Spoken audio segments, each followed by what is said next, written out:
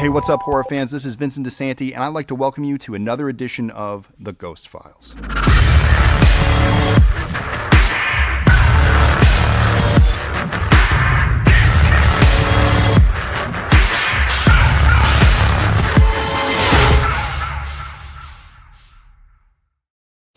Hey, what's up, everybody? It's Vincent DeSanti here at Womp, Stomp Films, and I want to welcome you to another edition of The Ghost Files Live. It's Friday, June 6th.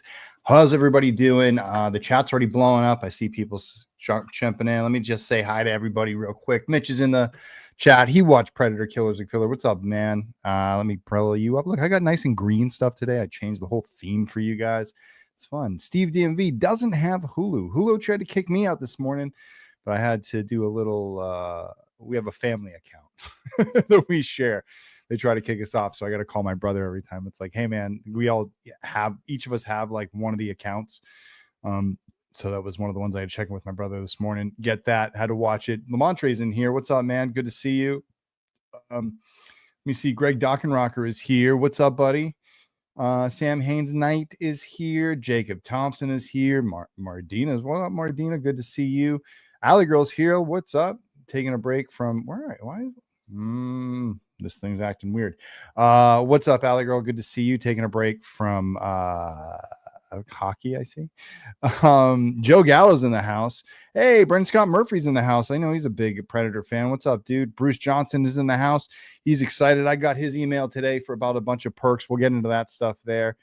Crazy Ralph is in Crystal Lake. Is that if there's some type of post, please let me know. I do have some updates on Crystal Lake today. We will get into those. Janine is in. What's up, Janine? Good to see you.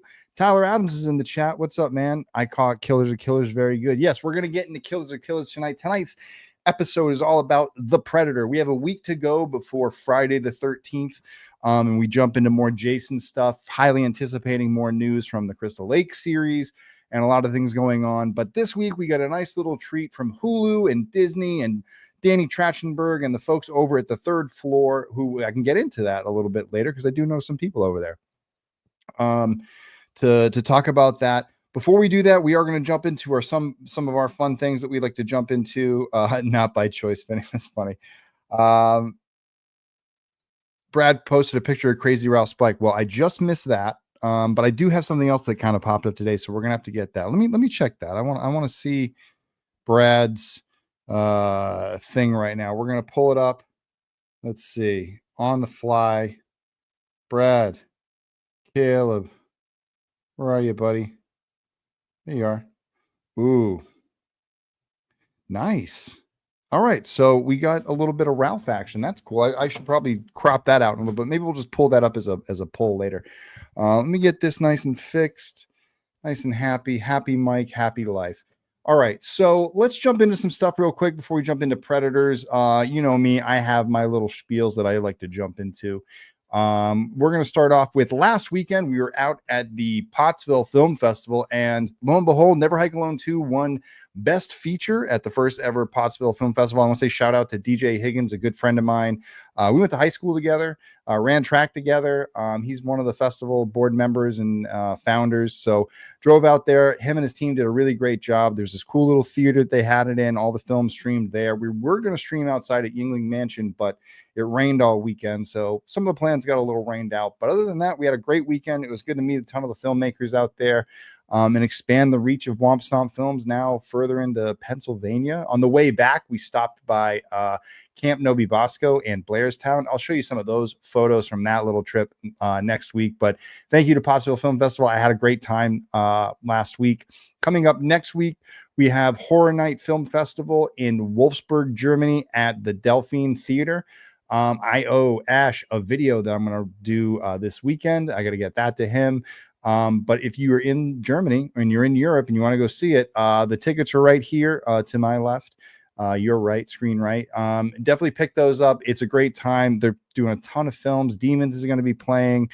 Terrifier's playing. A ton of other, great films are going to be out there. Never Hike Alone 2 is playing, I think, around midnight on Friday night. So definitely check that out. Monster Palooza is coming up.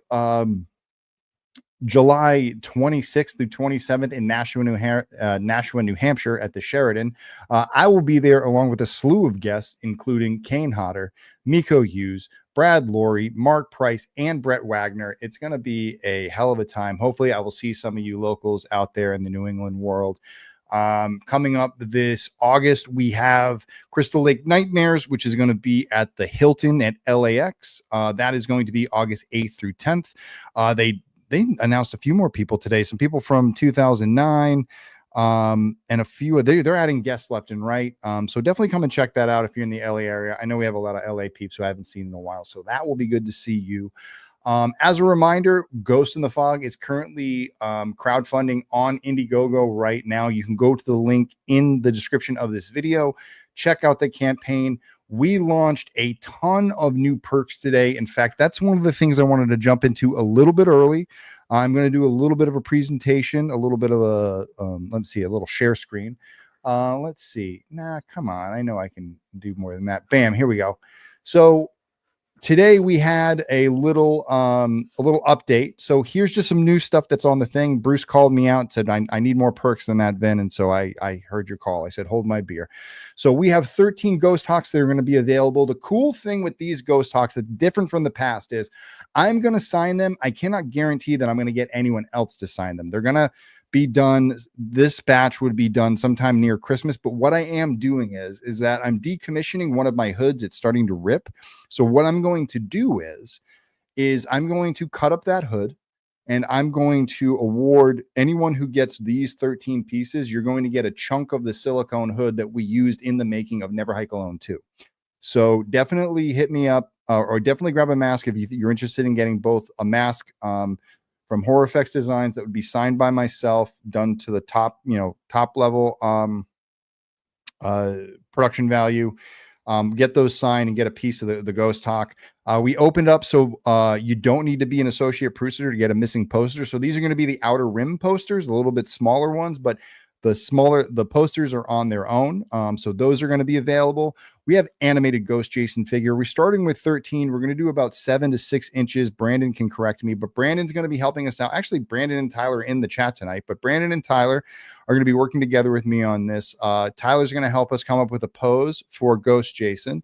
And then Brandon has the 3D technology to print it and paint it and do all that fun things. Brandon also came up with some great ideas that once we do get that mold, we're going to do one that's painted, maybe one that's black and white, and then he has some other types of fixtures. The one that's like neon green to make one toxic green. We can make one sort of fog ghosty clear. So we have different options that are going to unlock over the next several weeks and stuff like that if we can get our things together. One of the biggest things we launched today was we figured it out. Shout out to Kaiden Ritchie. We are launching the Never Hike Alone box set, but we are doing limited editions of Never Hike Alone, Never Hike in the Snow, Never Hike Alone 2, and the final cut on VHS. There's only going to be 13 tapes available for individual purchase. And then there's only 13, I believe there's 13 box sets that are available for purchase, or maybe 20. I think I might have put 20, but they're limited. It's going to be a very limited quality of VHS tapes. We don't want to overburden our next vendor. We've already working with somebody who's going to help us out with this. We are going to get the box. We're only doing 4 tapes because the new Ghost Cut's not going to fit on a tape. It's over 2.5 hours long and it's tough to find those tapes. So what you're going to get is on Never Hike in the Snow. This is your sleeper hit, people. Never Hike in the Snow. The opening of Never Hike in the Snow is going to be like the opening of Never Hike Alone, the Ghost Cut. So it's going to include Disappear. It's going to include the introduction. It's going to include Never Hike in the Snow, and then it will include the press conference. And then we're going to get the bonus feature will be Ghost in the Fog. And then there will be behind the scenes of Never Hike Alone, or maybe Ghost in the Fog opens it up after it might be the pre-short before you watch the main course. So with VHS tapes, we always have the coming attractions. So it would be coming attractions, Ghost in the Fog, Disappear, Never Hike in the Snow, behind the scenes, plus bonus content. So that would be Never Hike in the Snow. It'd be a really full tape. It's not just a short on there. It's like a full thing.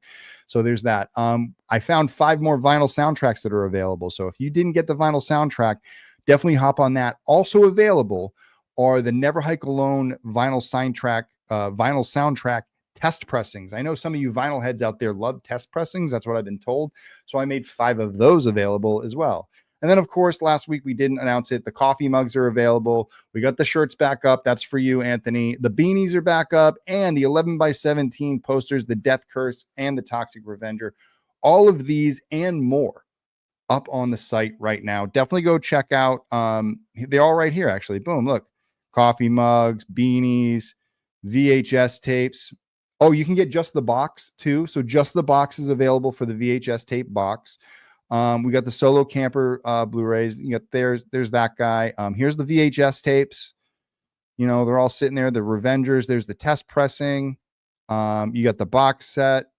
You got the missing person poster, the animated figure, the box set bundle, the Ghost Hawk, and then our associate and our producer perk. So definitely want to check that out from you guys. Hopefully you guys can help us out there with supporting the campaign. And before I go any further on that as well, it doesn't do what I want it to do. The other thing I want you guys to keep an eye out for over the next couple of weeks is the Slay Kickstarter campaign, which is currently going on right now. They raised about $20,000. It's like $20,000. Off to a really good start. There's about 38 to 37 days left. We're going to be pushing hard for the Womp Stomp Films fans to come in on this campaign. At the end of Ghost in the Fog, once we hit our goal, we're going to be pushing you guys to Slay. We're going to have like 20 days out from there to help get this thing funded. I mean, this is Kira Gardner and Jimmy Smith's baby. Tony Gardner, who is a VFX master and legend in the industry, and his daughter is a wonderful director who's worked with Evan Butka, who's on my DP on Never Hike Alone. They made a film last summer. They're looking for post-production funds. They're now on Kickstarter doing that. So definitely check that out if you haven't already. There's lots of really cool perks. They're going to be launching some stuff this week, some behind-the-scenes props and things like that. So if you're interested in props from that film, you can get that.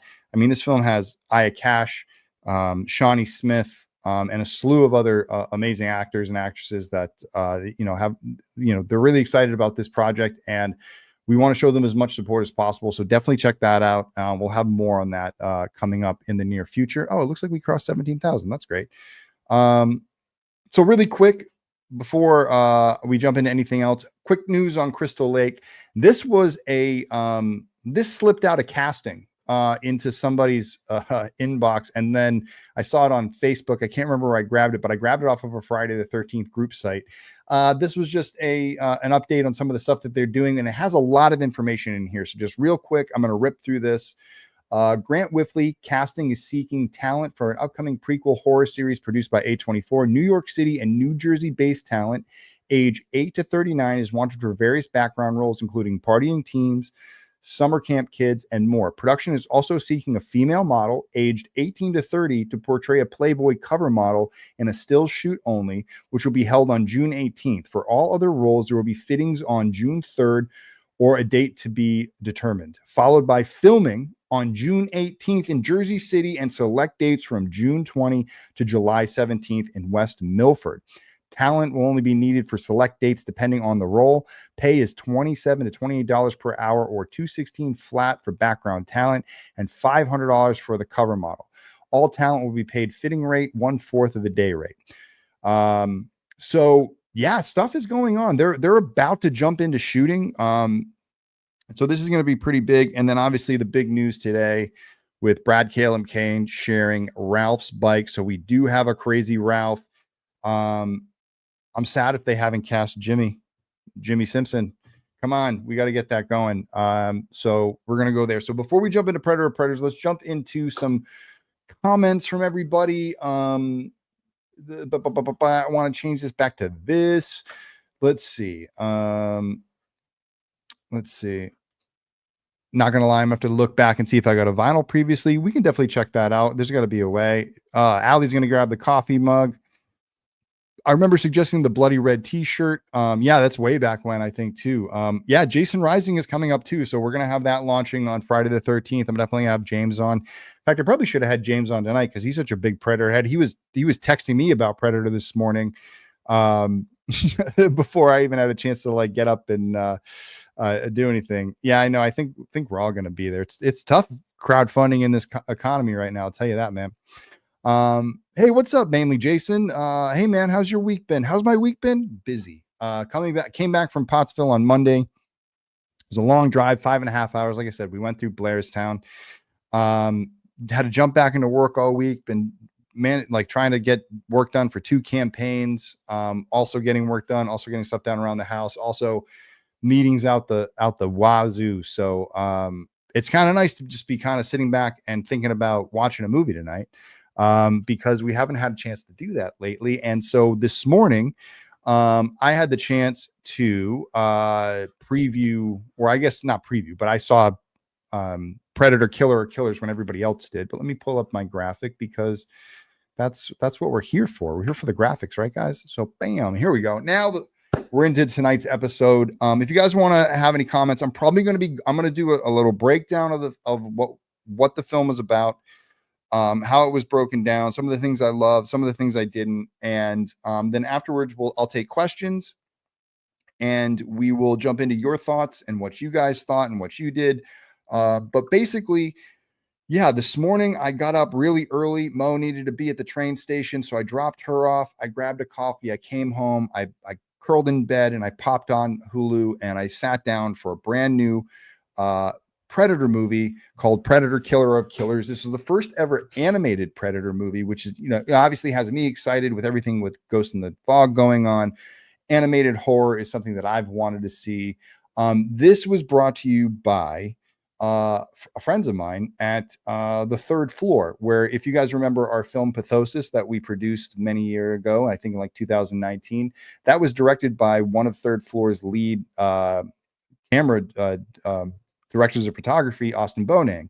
Austin didn't work on this, but Josh, the guy who is the co-director, I've known Josh for years. I don't know him like super well, but like when we went to, I lived with Austin for like maybe 2 or 3 years. And then every time we went to Austin's house, Josh was over there. So it's cool to see that, that Third Floor is growing and building out their pipeline to be making content. They've been wanting to do that for a very, very long time. I actually interviewed to work in the animation division for Third Floor a long time back. And I wish I got that job, because I probably would have had a chance to work on this, but other doors open and other things are happening. But this is really cool to see this kind of go into. I'm going to go kind of briefly over the story. This is an anthology film for the most part. It's broken into 3 main sections with 1 epilogue at the end that sort of ties everything together as a wraparound, and then sets up things for the bigger Predator universe, which is the thing that's got me most excited. I'll get into that in a little bit, but let's start with the beginning. The first episode, or the first sort of act of the film, is set in Viking times, I believe around 900 AD. And if you were a fan of Robert Eggers' The Northman, you're going to love this first section, which follows this barbarian Viking woman right here, who is like a complete badass. She is called the Shield. So each of the sections sort of have their own little name. They probably say their names, but I wasn't really paying attention to like what they were yapping back and forth as far as like what they were calling their names. I was just watching the action, because this film really drops you into it right away. There's not a lot of sitting around and talking. A lot of it is action, montage, moving through time. It's a very quick paced film. And in this one, we are with the Shield, her son, and her clan, as they are invading a rival village. This village, many years ago, as you learn, killed her father, and now she is getting vengeance. And in the middle of this vengeance, they are visited by a very burly predator, which I believe is called the Berserker. This is the one that, if you guys saw the images that are outside the Egyptian theater in LA, there's that big tall statue that everyone keeps walking by, and he's got the little paddle fist thing. He is in the first one, and that is who the Shield fights. It is it's pretty cool to see the Predators in action and animation. The Predator comes in and basically destroys both clans, starts fighting with the Shield, and it comes down to, like always, there's a little bit of smarts, there's a little bit of luck, and then there's a little bit of circumstance. And so through there we get our first battle, but through that through the battle, even though this woman has led her clan into the charge of this grips. Basically, her entire clan dies, including someone special to her, which sort of leaves her off. But in her sort of story, that's where we sort of leave her. After we leave her, we travel to feudal Japan, where we meet this guy who is the sword, who is the one half of two brothers. And now this little saga reminded me, like, I literally felt like I was playing Ghost of Tsushima. It had that, it had that samurai feel. It was about two brothers. It reminded me of the Kaio storyline. There's like the Straw Hat Ronins and Ghost of Tsushima. This felt like kind of like the sister story to this. It's about two brothers that are under a samurai. They grow up together as best friends. They train together, and then one day they're pitted against each other because only one of the brothers can become the head of the family. One brother refuses to fight. The other one does attack him, and ends up taking the throne. And the other brother, the brother who refuses to fight, ends up running out and running away. Many year when that brother grows up and becomes the leader of the clan, assassin returns and starts taking out people of the clan, starts fighting the brother. And in the middle of all that and all of that fighting, we have the Ronin predator, which looks a lot like the predator from Prey. And so this one is decked out. One thing I didn't say was this predator's strength, he had like a disc hand that had like a sonic boom punch. It had like sent sound waves or shock waves that kind of like amplified the punch. So he was destroying buildings and crushing people, and sort of the destruction of this town is sort of what sort of leads to the end of it. And that's sort of his strength. The Ronin predator is more of a weaponsmith. So he has a spear, he has swords, he's got everything everything under the sun, as far as like tools. And so he's really going into his tool belt and being that predator 2 of it all, like really has all the gadgets and uses them to his advantage. Absolutely takes out all of the samurais that he comes across, but sort of watches this brother as he comes back and the two brothers fight. Eventually it comes down to the two brothers versus the predator and them reuniting through that. Again, I don't want to spoil this for you guys too much, but through this story, you sort of get the conclusion with the two brothers and this predator as they face it and sort of kind of rise to their challenge, which then brings us into what I think is actually probably the weakest story of the 3, which is about this guy, which I can't even remember his name, or what he was. He was like the luck one. But this guy, I don't know. It was interesting because what I liked about this version so much wasn't this guy, but it was this guy. And this was much different of a Predator fight scene, where this was all set sort of, I believe, in World War II era. It was all around fighter pilots. Michael Biehn does a great guest spot as a voice as one of the lead pilots. But basically, this guy is a runt. In fact, I know what this reminds me of. This reminds me of Godzilla -1. It's sort of like about the fighter pilot. This guy, though, is a mechanic who wants to fly. He's a wannabe flyer. And then when he discovers that there's something else in the air flying around these fighters that are dogfighting out in the middle of the Atlantic or Pacific. Oh, I think it's the Pacific Ocean. Yeah, it's in the Pacific Ocean, and I'll get to that in a minute. He flies off to go warn the squadron that there's something else in the air, and then this guy starts attacking everybody.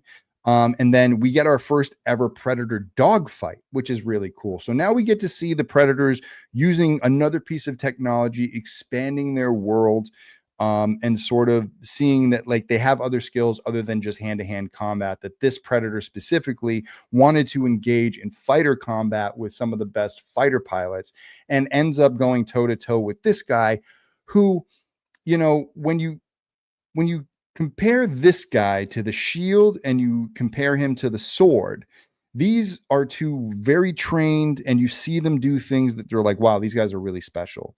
This guy is like a lot of luck, a lot of guesswork, a lot of like trying to figure it out. And although he does do something that in the end is very,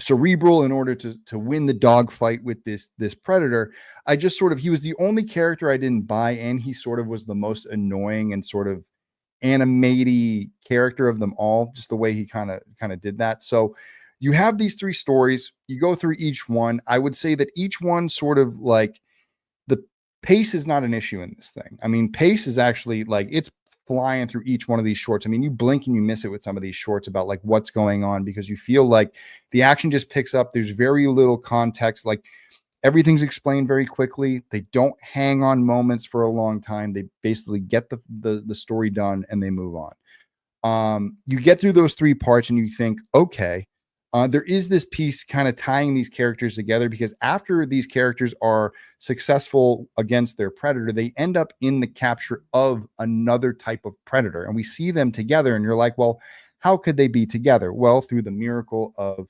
chrono sleep and chrono things that they put people in. Basically, when you defeat the predator, other predators come for you. They put you in cryo sleep and they keep you in order to bring you to the home world, where you will face off against another predator known as the warlord predator. So this is a nice little preview of this. I would say you should watch the film to see what the warlord predator looks like. But the whole concept of killer or killers comes to full circle in this final epilogue-ish scene that brings out all these 3 people together from 3 different time periods to sort of like, imagine this is a mixture between Gladiator and Mortal Kombat, in which the world or the galaxies, in this case, Earth's, 3 of their best fighters that have taken out Yakuza, now they're going to pit them in a tournament to fight each other. And whoever wins that battle wins the right to fight the warlord. And it's like whoever wins, you lose type thing. And it comes down to, it's 3 people from 3 different time periods. They don't speak each other's language except for our friend here, who is battling in the Pacific, picks up Japanese from fighting the Japanese. And so he is able to communicate a little bit with the samurai, but there's nothing this girl says or that they say to this girl that she understands anything. Everything is just through action and sort of, action. Everything is just through action, which is actually one of the key strengths of animation. Animation relies on visuals a little bit harder than live action does sometimes. It's a more artistic and visual medium. And so there's a lot of things that you can do in the animation to sell story. And I think that those things were done really, really well. In the end, I would say this film brings you to a point where there's a conclusion for this side of the story. But what it does do is it opens up this door to view into the world of Yakuza and Predator as a concept, because it's not just tying into this world or the previous worlds we've seen from the original Predator movies, but there's a direct correlation to Prey. There seems to be some direct correlations to Badlands. You can see that there's something being set up here, especially with this warlord, who I think is going to have a presence in Badlands, or there's at least a character that's, one for one with this type of thing. You're starting to get a sense of the hierarchy, if you haven't read the comics, about like how the world works, the way that they come together and do this. So that's pretty interesting. But overall, I'm going to start with the positives. I thought the animation was beautiful. It was a 3D environment done with very simple, sort of not simple, but the textures on the 3D models were 2D paint textures. So similar production that has that is Arcane. Arcane uses similar technology, Unreal Engine, to build out the world, to build the sets, to build the characters, and then applying the texture of painted textures, which I thought was really, really nice. I think it takes it away from that, early 2000s, mid 2000s, everything in animation was kind of plasticky, smooth, soft. It didn't really have a lot of texture. And then things got like over texturized and became almost too realistic. And now what you're seeing, especially ever since Into the Spider-Verse, is that everybody wants this artistic in between, where yes, it's 3D, but it has aspects of a 2D art form. So whether it's watercolor, or in this case, it's sort of oilish painting. I don't know, maybe not oil painting, but there's some type of paint texture. It's more of a paint texture than it is, a hard ink, or a physical, like, oh, you can tell that that's cloth. You know what I mean? There's a paintbrush stroke. And I think that that's something that's, that allowed them to sort of like animate in a certain way. It allows you to get away from certain things and allows you to stay artistic versus trying to make everything so real. So I thought they did a really great job of that. I thought the animation was really good. I followed everything. Everything was clear, lit well. The worlds were really cool. I was sort of paying attention to the way that they were constructing sort of each scene and being like, where are they saving money and where are they spending it? And yeah, they definitely spent it in the right places. Each world is confined. If you watch it, you'll kind of see that like they kind of keep each story confined to a very specific world. Like, the Viking is around that mostly around that village that they attack, but there are some big things that kind of happen there as far as the animation of what happens at the village. Same thing with in Japan, that town is sort of like the singular location, especially like where they do a lot of training. They go to and from that location too and kind of stick around that area. And then the dogfighting stuff is just like a ship out at sea. So that's why it reminded me a lot of Godzilla -1. And so I'm wondering, like, through the process of this being made, if there were heavy influences by those three projects, The Northman, Ghost of Tsushima, and Godzilla -1, to really kind of wrap it up. And then in the end, it sort of felt the most Predator, where it sort of felt like Predators, but there was a little bit more context into what they were doing. Instead of dropping them off in a planet, they actually brought them to their home planet where they were doing things. I thought that the performances were really good, aside from this guy. I thought the performance was really good. I thought, these two actors were really great. I did think that she was a little overpowered. She was like running around destroying people like 3 times her size. I know it's animation, you can let them do whatever you want, but there was sort of like a thing where I was like, this girl's kind of unstoppable. Does she have any weaknesses? But I don't think they had time to do that. And that's what I'm saying with the pacing with this. They didn't really have time to explore the weaknesses of these characters. It was very, very quick. Like, they got over their little weaknesses very quickly, and sort of moved on. It was really like, watch them fight, move to the next one. Watch them fight, move to the next one. Let's see how many cool things we can do, and go from there. I thought that the gore in places was really great. I thought it could have been pushed further, but then I realized I was watching this on Hulu Disney. So that obviously answered my question as far as why there wasn't more gore to be had, which would have been nice. But it shows you, again, it's just showing you that if it gets pushed in that direction, there's a lot of room to go there. If I had anything negative to say, like I said, like, I was just sort of bored with this character. I thought he was a little bit too lucky. I didn't really buy into it. But aside from that, there's lots of Easter eggs. There's lots of little things that Predator fans are going to like. Like, there's a thing in his fight in the Killer of Killers where he's given a weapon. There's like a nice little thing there. You stick around after the credits. There's a mid-credit scene. There's some other things that are really, really interesting. So if you haven't watched this yet, I highly recommend it. It was really cool. Also, here are the ones. It was the Berserk, the Baron, and the Ronin were the three Predators for this. So I really like the look of them. The Berserker was really, really cool. I felt that, like, we could have got more out of him. I feel like he was the one. He went down and fighting the sword. I mean, the shield, and it just seemed, I don't know. This was he's so big and so overpowering. I don't know how anybody beats this dude, but they worked it out. She ended up working on that and getting, the way that he ended up dying. I thought that it sort of happened too quickly. It sort of happened too easily, but again, they got to move this thing along. The Ronin, I think, had the best death. That was really cool to see it that way. It was very samurai driven. I really think that the Ronin, it was cool to see him in action. It was very, like I said, it was very much like Prey personified, where this guy had a lot of cool weapons. He put them to use. We got to see them do some really great things, and that was cool. The Baron episode, again, too, like, Baron looks cool. I mean, we've never seen a Predator look like this before. So hats off to them for this brand new design, as far as, like, not doing the whole helmet thing. It's more just like a face thing with goggles in a way that made them like a fighter pilot. It became a Top Gun firefighter scene. And so it wasn't as exciting, I guess. And it's funny because I also know that Third Floor was working on a lot of Top Gun type sequences for Captain America, the new Captain America movie, where they're flying around the big hand at the end of the movie. So I'm wondering if that had any influence on this, or if they were like, hey, we need some of those flying shots to kind of fill that in. But overall, if I had to grade this thing, I'd probably give it a B plus.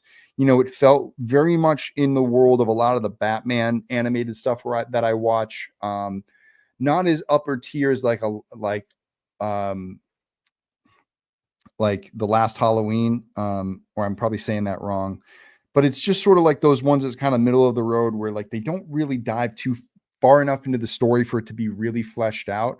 I'd really love to see an animated story that didn't do this, that didn't try to split up 3 stories, but kept one story altogether. I think that this is a really great way to tell Yakuza stories, because we did get a little back and forth with them in different areas. We got translations for their voices, we got subtitles for their voices, and I'm here for both of them. And I would totally go for that ride. So those are my thoughts. I've said enough. Let's get into some of your thoughts. I'm going to pull up this cool poster, and we're going to dive into your thoughts. So I'm diving back. If you guys have any, I do have a super chat here. Let's jump into there. Finally caught alive. Thanks again for being dope. Yo, Kelly Cosplay, is good to see you. Formerly Toronto Freddy. Well, Toronto Freddy, I know a Toronto Freddy. His name's Dave McRae. But thank you, Kel. Thank you, Kel. I really do appreciate that, for dropping the super chat. If you guys want to ask a question that I see right away, definitely drop a super chat while we're doing this. I didn't love this wannabe pilot. Okay, I'm not the only one. How's it going? Actually, it was the Atlantic Ocean. It was the Atlantic Ocean. So why did he know Japanese? Right? I guess he would have learned no matter what, because he would have went to both oceans. But is that who they were fighting? Were they fighting the Germans or at sea? I mean, honestly, like it was kind of losing me at that point. I was just kind of bored by all the aerial fighting. But it was still fun, and he was better in the final chapter. Yeah, he did get a little bit better. He was sort of the one that brought everybody together. I had a lot of problems with Predator, Killer versus Killer. In the end, though, I was entertained, and I would recommend for at least a single watch, but I don't see me watching it again. Oh, yeah, I can kind of see that. I'm probably going to watch it again just to see if I missed anything. Hi, Driver72. Good to see you. Cryo sleep like Ripley. Yep, that's exactly sort of what they did. Pretty funny that they got his weapon wrong. Yeah, I know. I thought that was weird. I mean, obviously it was like, were they just trying to service that Easter egg? Because that wasn't from his. So there were 2 things about that. That wasn't from his timeline. So that wouldn't have been a weapon that he fought with. They would have had to give him like a real machine gun. But maybe it was also a thing that like, that's how they saw humans, that they were just like, all right, you're from like this side of the country. We're going to lump 200 years of you together here. Take this. This is the one weapon that we have, that we took, that we think that is fair. Figure it out. Which I think was kind of funny in a way. Well, his weapon was it because it was a certain someone in the cryo at the end of the movie. Yes. So that is an Easter egg to look out for, which I thought was really interesting, which is something they're going to start putting into lore, which also made me want to know. I want to go back and watch and see if there's any other characters from other Predator movies that are also spread throughout those cryo chambers, because does that mean that Dutch got captured too, or that Danny Glover's up there, or Adrian Brody? Like, where are they? Are you and Tom Matthews doing the comedy horror movie this year? We are. In fact, I got to follow up with him on that. We're going to try and I don't know if it's getting done this year, but it's going to happen. Not going to lie, I shed a tear. You softy.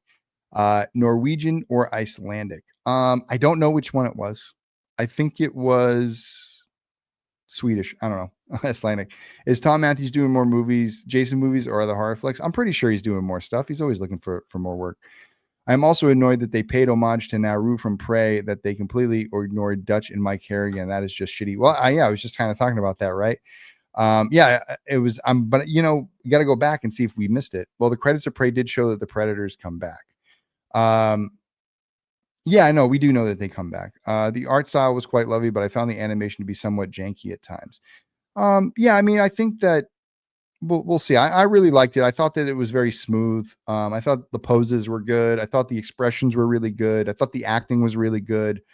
As far as like the way they posed everybody out, maybe in some of the action, when those textures sort of fly all over the place, they probably get really sort of like busy. So that might've been what did it, but, I didn't really notice it.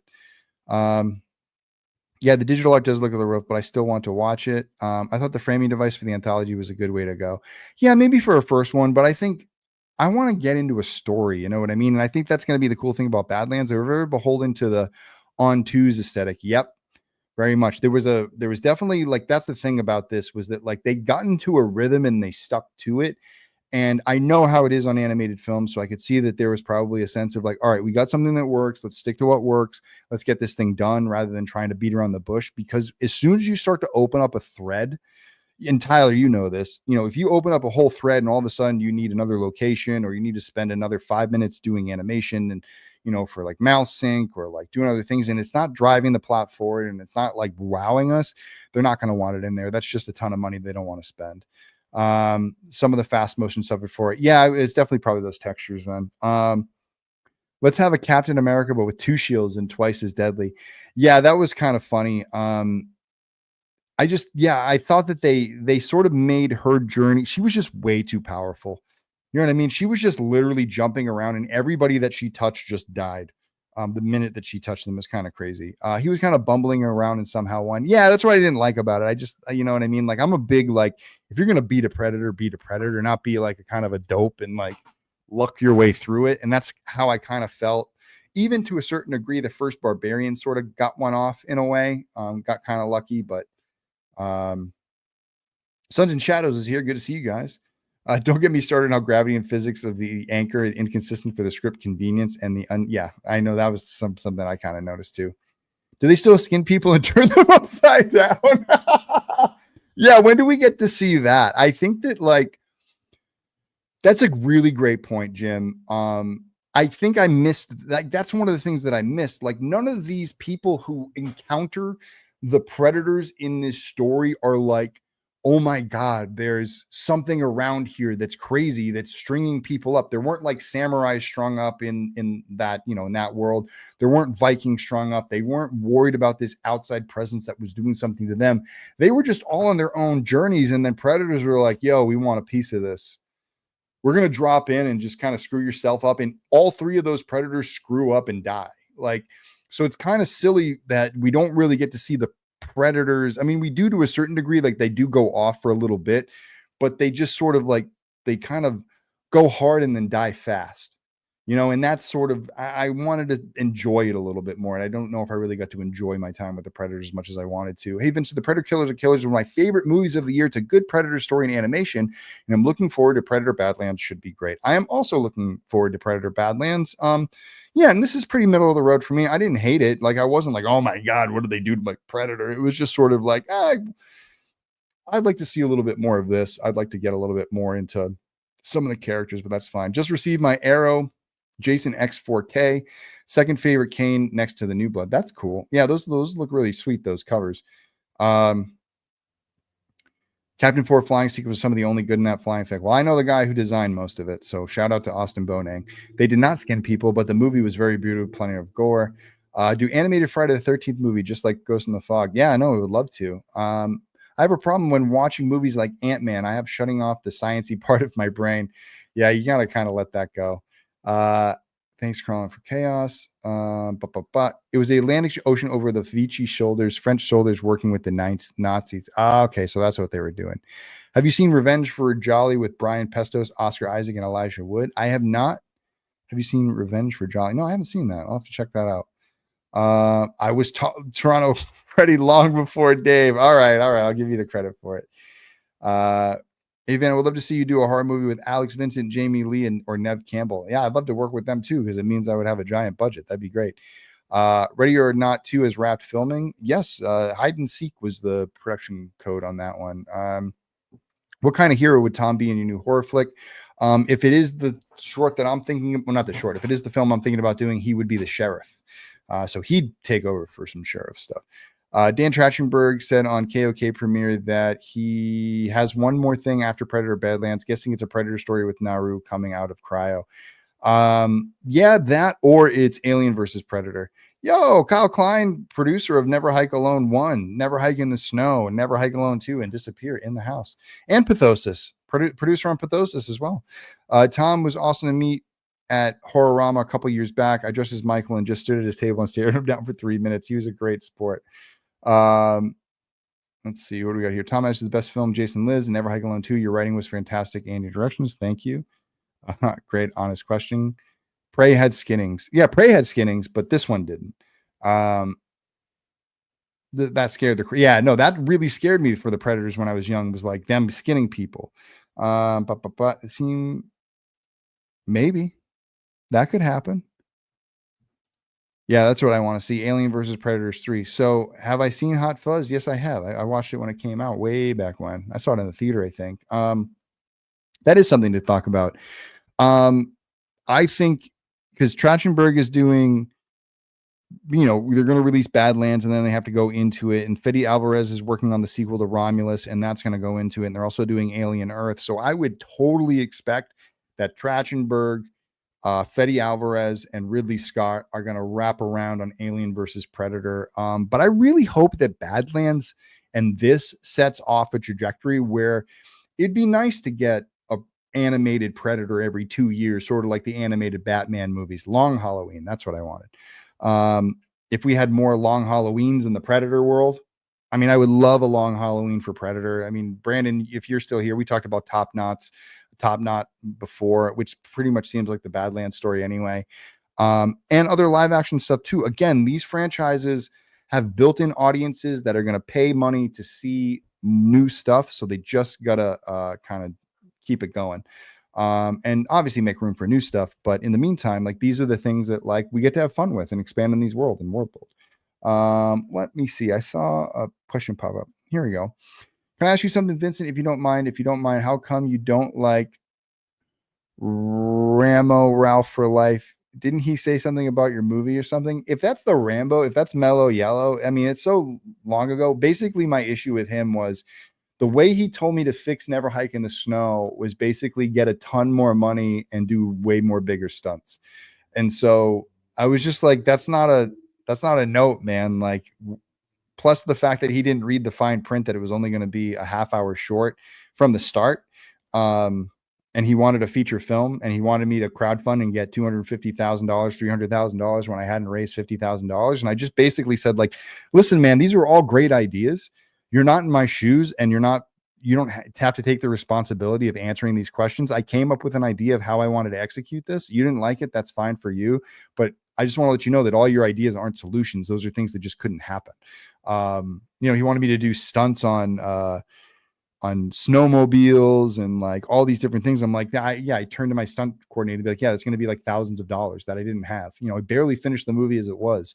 So, at the end of the day, it's like when you're giving critiques to something, you can kind of dive in, but if you're going to say like, oh, this is how you fix it, and the director turns around and says like, yeah, I would have loved to have done that stuff, I didn't have the money for it. And then you'd be like, oh, you hate me, you're a piece of shit.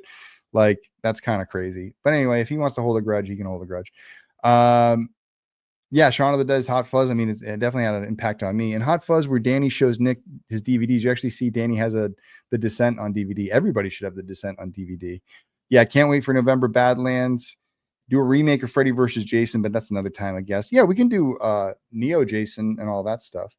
Neo Jason versus Ghost, Neo Freddy versus Ghost Jason. Badlands has a Wayland Yutani Corp in it. Yep. So we do have that again. Like, and that's what I'm thinking. Like, they're tying these two things together, and that's how it's going to come to be. And then they're going to do this Alien versus Predator. Maybe they make one or two of those, but that would be kind of cool.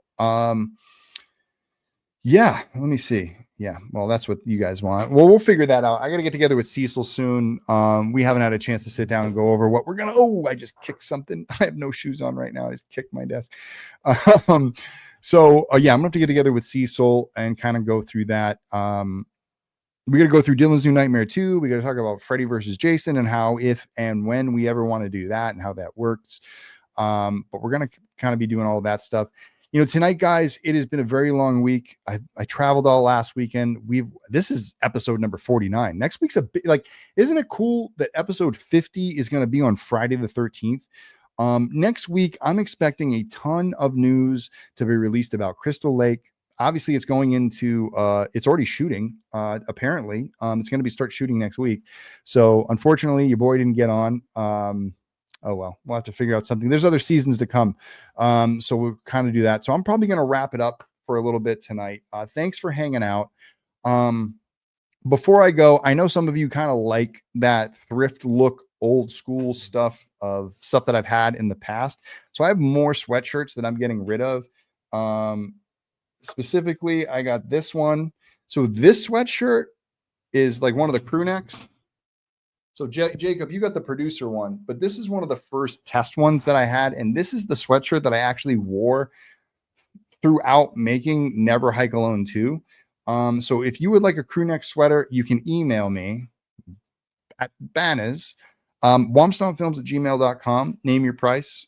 I can ship this to you. I have another one that was another test print. This one's got a little bit of a smaller logo. These are all XL, by the way. So just in case you're kind of wondering. So we got this. It's sort of like, this is sort of the shape of it. It's a little bit of a slimmer fit. It's got the little logo there. It's, what's this word? Screen printed on. So it's like a screen print material. So there's that one. And then this is sort of the gem of them all. This is like my work. This was my work sweatshirt.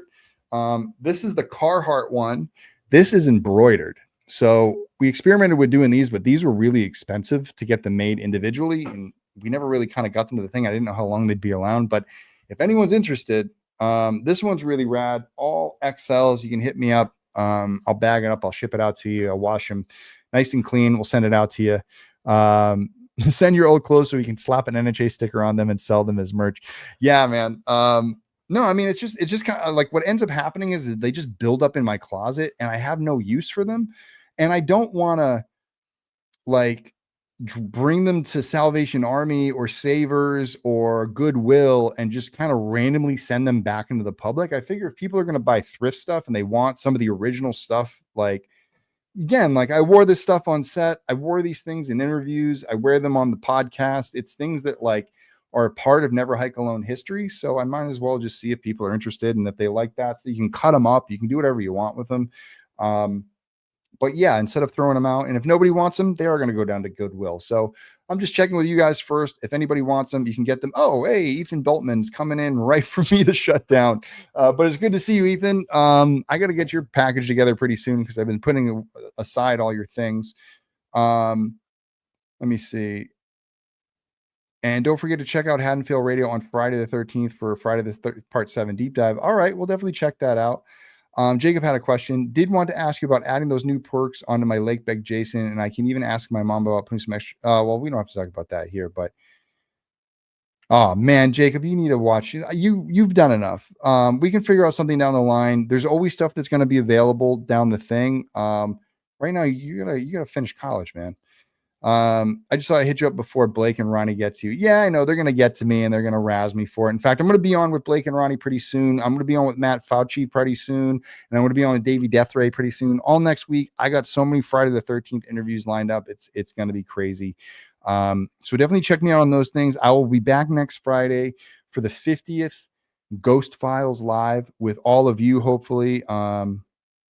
Oh yeah, I'm sure. Yeah, I knew people wanted a VHS. I just needed to make sure I had a vendor that could handle the orders. So I started the orders very low. Once we sell out, I can always check to see if we can do more. They're going to be on an individual basis. But yeah, what I'm really excited about is doing the box set for the Blu-ray. I mean, for the VHS tape. So my feeling here is that I did 4 tapes instead of 5. And the reason is because the Ghost cut is kind of out of print. The final cut really is the one that you want, and you will get the Ghost cut by the other 3 VHS tapes instead of making people having to have 5 VHS tapes. It feels like overkill. But in the past, I know a lot of people have purchased Never Hike Alone, Never Hike in the Snow, Never Hike Alone 2, and the Ghost cut. So if you have the previous 4, the box will fit those 4, and those will also work just as well. Now, these new VHS tapes are going to be a little different. They're going to be a little bit upgraded from the previous one, so they are going to be exclusive. The other thing I'm going to bring back is right now I have 11 white clamshells. I need to find 2 more clamshells, and then I can do 13 limited edition final cut clamshell rental cases to put on the campaign. We got the figure on. We'll get that kind of sorted out, me and Tyler. And then we kind of get that going. Let me see. DNN is going to be killer if we can get anywhere near what Cecil has written. Yeah, I mean that right now what Cecil has written is sort of out of our it's out of our control. So we're gonna meet and talk about it and get it into a place where we know that like, okay, we can make this movie and we're happy with the outcome. I think that's a real question to ask. It's like we want to make sure that what we make is a good extension. And we don't just want to make it and not have the pieces to do it. We got to convince some people to make their own cameos and stuff like that, but we'll get there. Bruce, I did see your email. I actually shot something today. That's a cool. You actually just reminded me, Bruce. So I went down to the warehouse today with Steven Sloss and we recorded something that's going to be a part of a brand new trailer for the final cut that's going to release next week on Friday the 13th. So there's going to be, you're not really going to see any new video, but it just sort of puts the context of like Friday the 13th or Never Hike Alone in a different way. Tyler's been awesome to help with some of the title work that we've been cutting in and some of the masking work and all that stuff. So that's been, really, really great. But Bruce, I will get your email. My plan is I'm going to get off of this. That's the end of my night tonight. Tomorrow morning, I'm going to get up. I have about 4 or 5 emails that are like yours that want perks. I'm going to build all those perks. And then I have a Muay Thai test. I got testing for stuff on, noon. And then tomorrow night, if you're in Westfield, Mass, I will be at the Paradise Slaves and Byzantine show. A good friend of mine, Tyler Stretzel, the lead guitarist of Paradise Slaves. He's been a good friend of mine for many, many years. We used to play in bands together way back when, and we played some shows together out this way. Tyler's a fantastic, phenomenal artist. If you guys are metal fans, check out Paradise Slaves. They're dropping an album. I believe it releases tomorrow. Tyler's the brother of Joel from Killswitch. They got a John who he's worked with. I mean, he was in Diecast with John and a ton of other bands with John, his other guitarist. It's a really solid band. So I'm looking forward to seeing them and hanging out. And then Sunday is going to be watching some baseball. And we're going to be doing some shipping. And then Monday we'll be going back to doing some Never Hike Alone 2 shipping as well. So I do apologize to all my Never Hike Alone 2 people. We didn't get much shipping done this week between Pottsville last weekend. And then just trying to catch up on work this week, get all the new perks out, managing a couple of campaigns. It has been quite the week. So my hope is this weekend I'm going to get caught up on all that. We're going to get another 10% of the packages shipped out and make more people happy, because that's what we like doing here. We like making our backers happy and keeping it keeping them. So if you want to know a funny thing, Tyler, if you go back and watch Alive or Just Breathing, the behind the scenes DVD, I'm all over that thing. I'm like in one of the front rows. I got I don't have a red shirt on, but you see me singing along a lot. So you definitely got to watch that. Oh, look at you guys calling the Go Yankees. How are they doing today?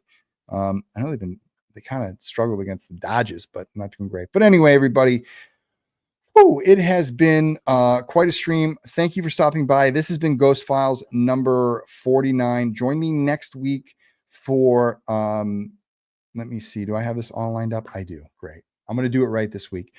Join me next week for episode 50. We're going to be premiering a brand new trailer for the Ghost Files. I mean, a brand new trailer for the final cut. I may have a brand new, if I can get some time, I can get episode 2 of the Ghost Files cut together and out on the stream. So you guys can watch that before Ghost Files Live that night. And what else are we working on? We're working on that. We're working on the release of the trailer. We're working on that. New news from Crystal Lake, and just celebrating Jason's birthday on Friday the 13th. Maybe we'll do some review. We'll talk about some Friday the 13th. Tell me your stories. We'll dive into all those things. And we'll obviously do all that next week. So everybody, you have a great weekend. Definitely make sure you guys are sharing the Ghost in the Fog. I mean, the Ghost in the Fog link. Tell all your friends and family about it. Let's try to get up closer to 50% after this weekend, because if we get up to 50%, I swear to you, we're going to drive this thing home. I promise you, we're going to get this thing home. I know we can do it. So I appreciate all your help. Share the link. It's in the description. If you haven't backed yet, now's your time to back. You're running out of time. Bruce, I got you tomorrow, and everybody else who also sent me emails. We're going to set up your secret perks. We're going to be ready to rock. Thank you, everybody, for tuning in tonight. And until next time, I will see you all on the trail.